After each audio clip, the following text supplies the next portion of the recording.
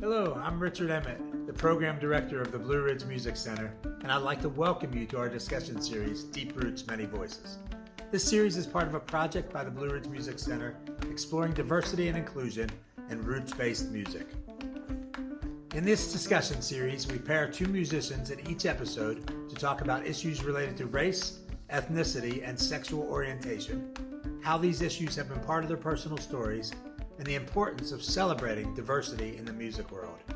These discussions highlight contributions to American roots-based music from the many voices that make up our nation and give us hope for a rich and diverse musical future.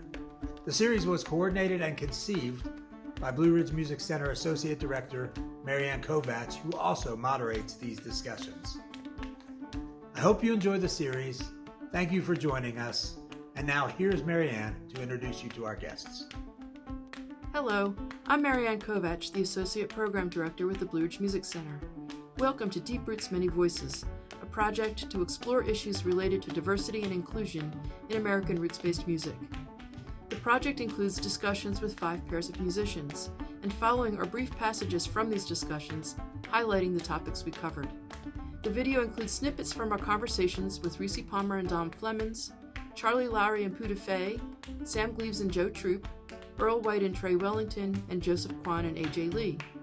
Links to the full discussions can be found on our website on the Deep Roots Many Voices page. Thank you for joining us, and here is our highlights reel.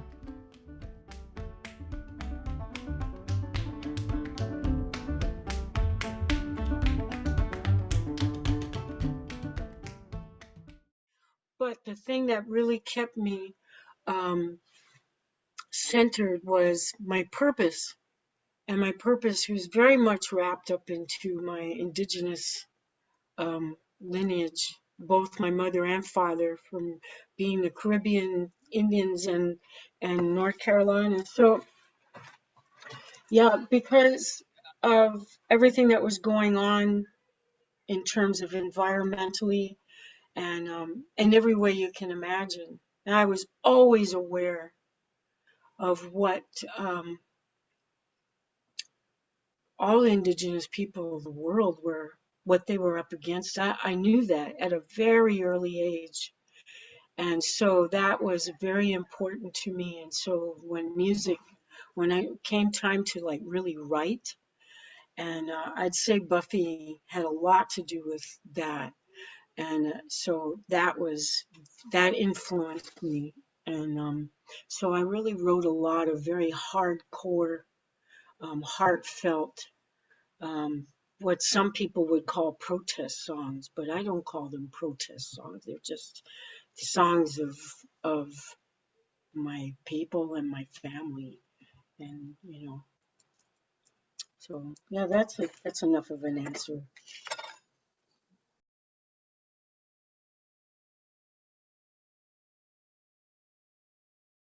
I started to feel like every time I sang that song that I was coming out to the audience. And it was sort of a way that I could come out, and I was introducing this and saying, this is someone else's story that I've written, but he has the same first name that I do. And he, there are some similar elements in our experiences, and I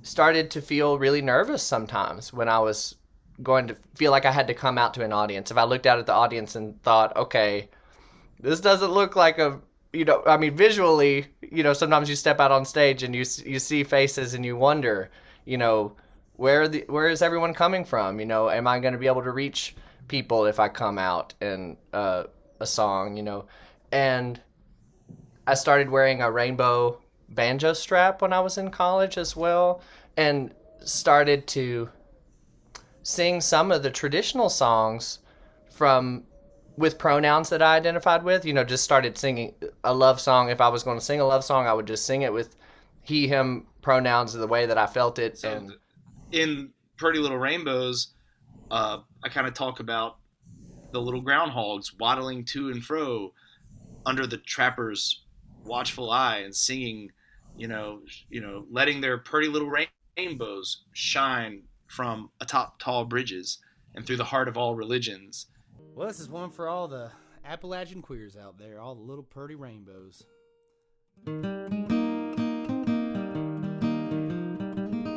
But really, the song, I wanted to write that for the pretty little rainbows shining in dark places. Like the 2-cent queers and pork chop queens. This is a song to celebrate the muse and use. We've got that good old not the San Francisco some like it gays, boiled, not to slight them, a bacon pancake, because I mean, it takes different converging forces in order to push a movement forward. But there are a lot of people that are in the trenches, that are in places where their sexuality, their sexual identity is not an asset. In fact, it's very controversial. And those people are brave. They stick it out. And those are the pretty little rainbows. So I wanted to write that song for them. It was kind of cathartic. Also, using that language is fun. I love some of the bluegrass language.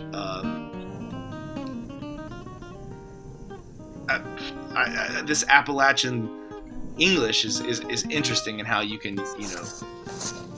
kind of it combines like a level of humility and grace with a very powerful message sometimes, and I do glean that out of this tradition.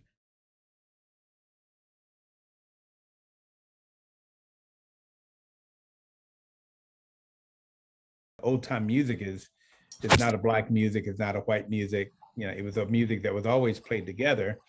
Otherwise, how did the black musicians learn from the white musicians, and how did the white musicians learn from the black musicians? We were dancing at the Angiers Festival once, and the Bill Monroe band was backing up the Greengrass Cloggers. And Bill Monroe walked over to me and says, you remind me a lot of this fella I used to play with years and years and years ago. But he didn't mention a name. And yeah, part of that too is, you see a lot of pictures of Black people playing the banjo, or Black people holding the banjo, playing the fiddle or whatever, but usually there's no name associated with that person. So, with it not being a music that there's a ton of Black people in, that a lot of the time the Black community does not hear about these artists. And I definitely, today, a lot of that is like, with rap and hip hop, a lot of people associate, like, they want to call like hip hop and rap music like Black people's music, when music's not a race. It's a form of music. Like anybody can play any kind of music they want to if they want to. And I mean, definitely, I just think taking these stigmas away that the musics are to a certain race is a very important thing in growing. Oh, very much so.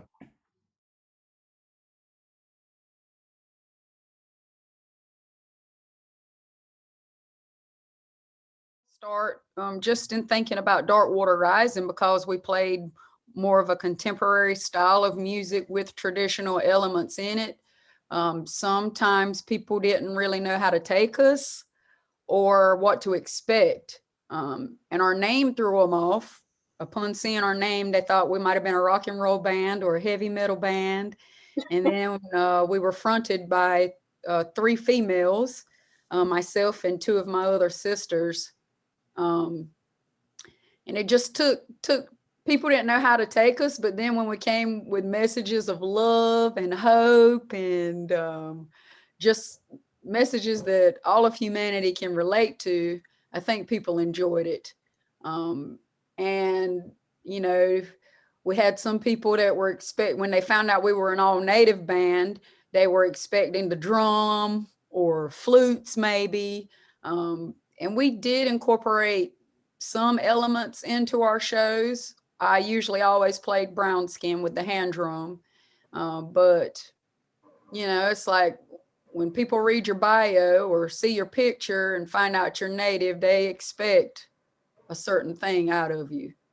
And so it was always nice to catch them by surprise and, also include elements of who we were as tribal people.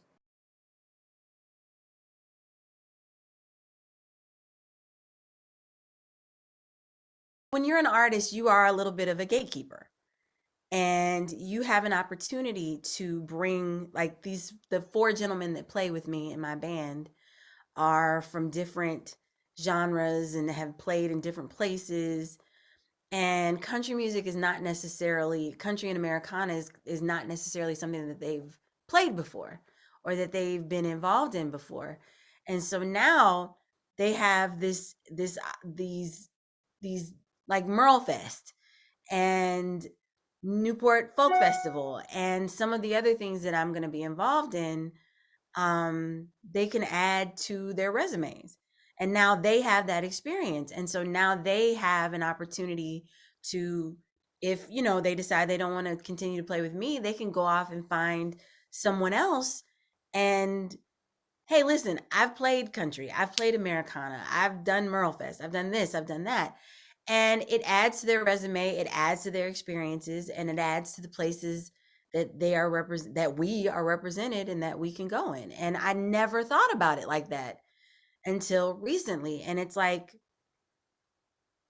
I don't think a lot of musicians think of it that way, because everybody's just very intent, as you should be, on picking the best person. And I'm just very lucky that I got the best people, and they're the best people, and they also happen to be Black people as well. And so, like, everybody wins.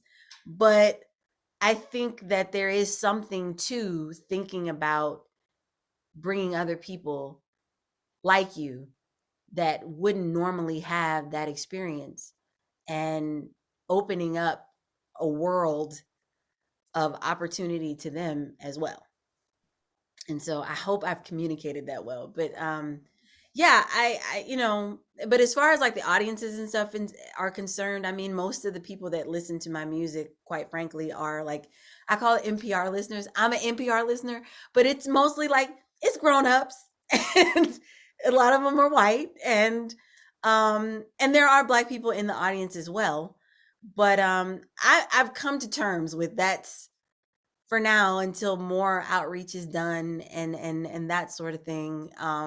That's what the audience is.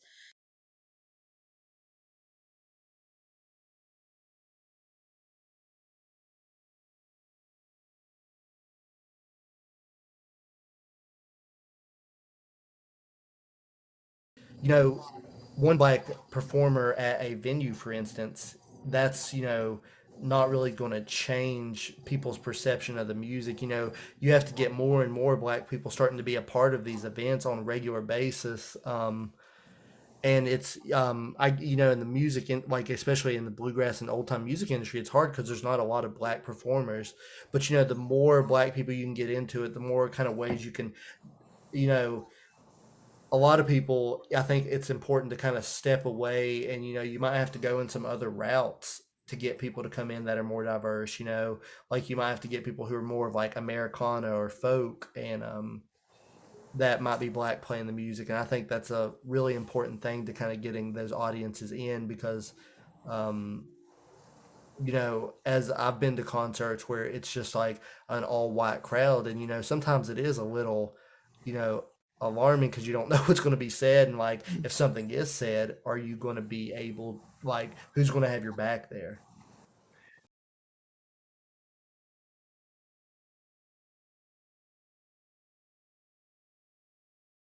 It makes a huge difference for me on stage to see people of color out in the audience. It's very rare, it's no secret that the Everett Brothers there's a lot of Americans who are mostly white at our shows. And I have no problem with that whatsoever. Obviously, I wouldn't be in the band if I did. But it does always bring a huge smile to my face when I see, like an Asian family with their kids sitting front row. It just inspires me to like be a better person on stage, just so that I can be someone that, I know what my parents would say. It's like, oh, look at that guy. He's just like you, And so that enters your brain, even though, you try really hard for these things not to enter the conversation when you're up there making music, creating art. You really don't want it to be about this, racial thing that might be there. But it's hard not to as you get older and as you start to realize, these are things that as a young person, I knew I was pushing down, I was suppressing, because I wanted to assimilate, because I was growing up in rural North Carolina. I had like 5 Asian friends, they all went to my high school. There's like maybe 5 of us that went to my high school. And so it was not something that was celebrated as an early musician, as an early artist. And it wasn't until, in a way, finding oneself or figuring out who you are as a person that started to matter more. And now it's hard for it not to matter. I see through a different lens than I had before, just because I want it to matter.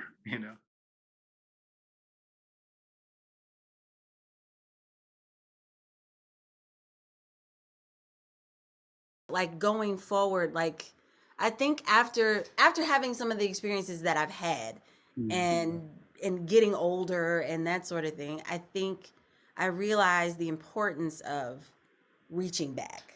Yeah. Not just looking back, but reaching back and making sure that you're not only glorifying yourself and talking about, how great what I'm doing, but like letting people know what the motivations are behind what you're doing, letting people know what the inspirations are behind what you're doing, and that you're not the first person to have a lot of these ideas.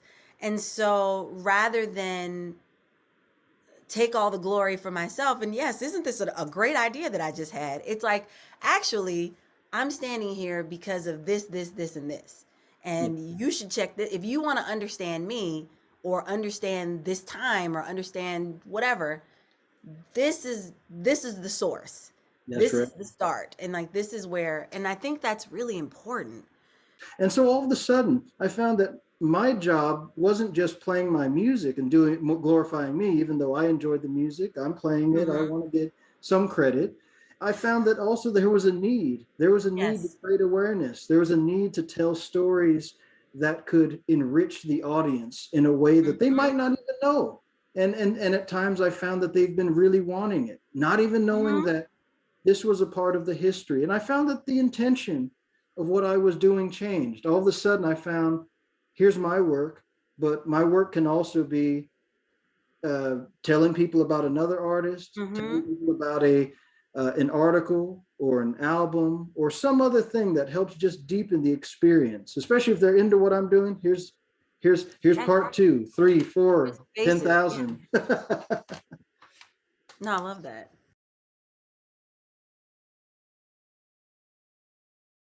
But then sometimes that puts you in a tough position, because I have had sort of friends talk to other friends about, well, if you have some kind of platform and you're reaching people, then why don't you talk about these issues, or why don't you say something else? And it's a hard place to be, because as musicians, entertainers, you're trying to create a good time for everyone of all different backgrounds, of all different ethnicities, of all different types. So it's a really big step for those artists who take that leap and use their platform to address different issues. But for some artists, you're just in the background, like you're saying. You don't really want to engage because you're here to do what you think your job is, and it's to make everybody happy and have everyone come together sort of on issues, instead of maybe create a more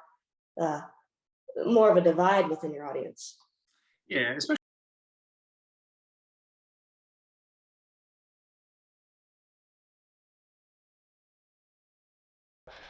But the music has a power to bring people together, and you can connect with people who are very different from you. And I think that's the really important work, like what Joe was describing. If you sit down in a fiddler's convention and you're willing to listen and be gentle in a way, and to acknowledge that we're all coming from a different perspective, and we can still enjoy playing music together even if we don't have the same political orientation, or there's a lot of potential in music for healing and for connecting across divides. Not that we should ignore those divides, or not that we shouldn't work to create justice in the world. I mean, I certainly believe we should, but I think maybe part of how we do that is by genuinely listening to people that are different from us, which is hard to do. Hard for me and hard for everyone.